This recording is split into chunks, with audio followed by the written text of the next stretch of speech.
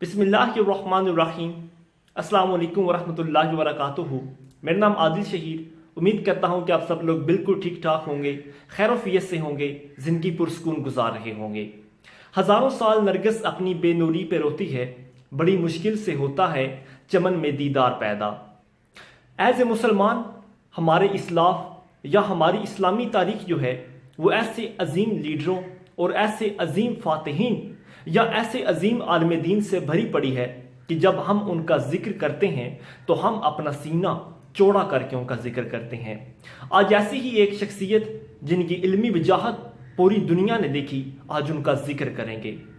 ان شخصیت کا نام حضرت سیدنا امام ابو عبداللہ محمد بن ادریس شافعی رحمۃ اللہ تعالی علیہ ہے۔ آپ رحمۃ اللہ تعالی علیہ کے دادا اور ان کے دادا جن کا نام شافعی تھا، آپ صحابی رسول صلی اللہ علیہ وآلہ وسلم تھے۔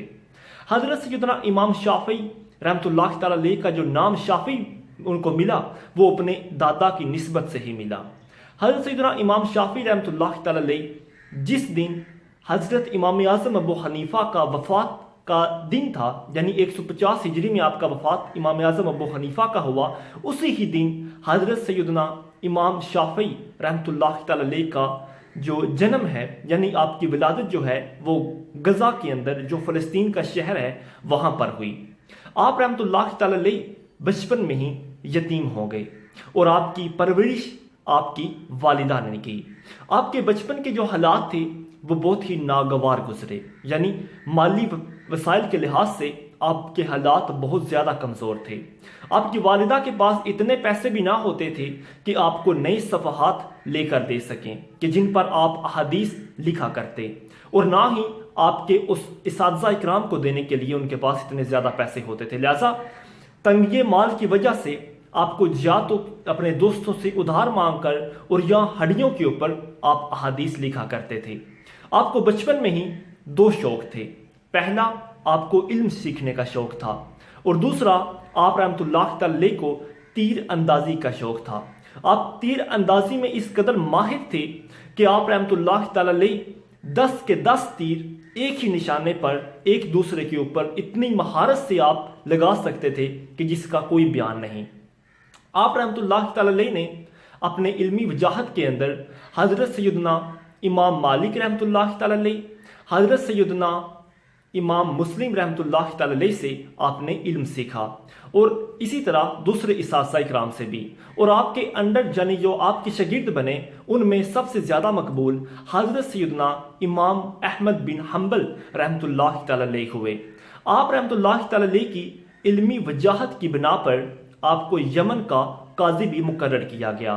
کچھ اکابرین نے کا فرمان ہے کہ آپ رحمۃ اللہ تعالی حضرت امام اعظم ابو حنیفہ کے عظیم ترین جو تھے آپ کے شاگردوں میں امام اعظم امام محمد کے، آپ ان کے ساتھ بھی آپ نے علم سیکھا۔ اس کے علاوہ آپ رحمۃ اللہ تعالی نے درس و تدریس کے اندر اور اسی طرح مختلف تصانیف کے اندر آپ نے بہت زیادہ شہرۂ آفاق کتاب لکھی۔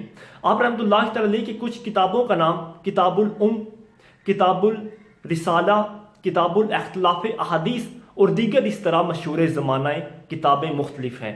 آپ رحمۃ اللہ تعالی کے عظیم ترین شاگرد جن کا نام امام احمد بن حنبل ہے، آپ کے بارے میں فرماتے ہیں کہ امام شافعی کی مثال ایسے ہی ہے جس طرح دنیا والوں کے لیے چاند اور سورج کی ہے۔ جس طرح ان دونوں کا کوئی نعم البدل نہیں ہے، اسی طرح امام شافعی رحمۃ اللہ تعالی کا بھی کوئی نعم البدل نہیں ہے۔ آپ کے اساتذہ اکرام میں حضرت سفیان رحمۃ اللہ تعالی بیان کرتے ہیں کہ حضرت امام شافعی رحمۃ اللہ تعالی اپنے وقت کے تمام لوگوں میں سے ایک عظیم ترین شخصیت ہیں۔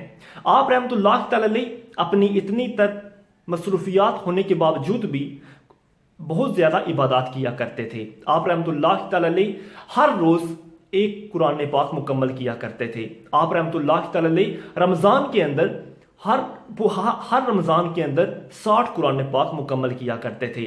آپ رحمۃ اللہ تعالی کی زبان میں اس قدر تاثیر تھی اور آپ کی قرآت اتنی خوبصورت تھی کہ لوگ آپ کی قرآت کو سن کر جاہو جلال یعنی کہ کانپنے لگ جاتے تھے۔ آپ رحمۃ اللہ تعالی نے اپنا اسی طرح بہت زیادہ اپنی زندگی میں مسلمانوں کے لیے کنٹریبیوٹ کیا۔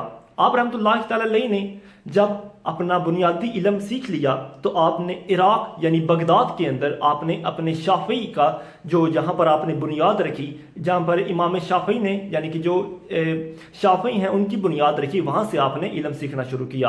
اور آپ رحمۃ اللہ تعالی وہ پہلے اور وہ واحد پہلے وہ شخص ہیں کہ جنہوں نے باقاعدہ طور پر اصول فقہ کی بنیاد رکھی اور اس کو مختلف اصولوں اور مختلف ابواب کے اندر آپ نے تقسیم کیا۔ اسی طرح آپ رحمۃ اللہ تعالی نے 204 ہجری کے اندر اس دنیا سے جہان فانی سے رخصت ہو گئے۔